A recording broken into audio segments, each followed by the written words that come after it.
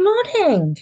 Today I want to talk about school avoidance and how we can help.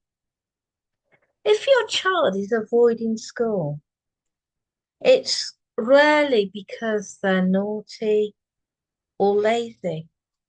It's usually fear.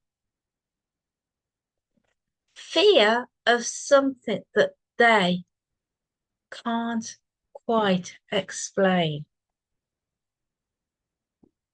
And this is where NLP and hypnotherapy can help uncover what's really going on and empower your child to feel stronger, safer, and to face school again through a gentle, non judgmental session.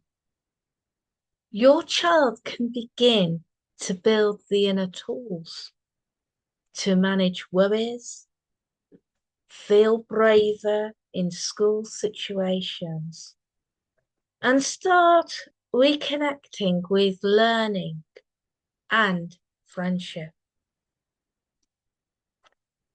Schools don't have to be that scary place. With the right help, your child can feel capable again. So if you need help, please do reach out.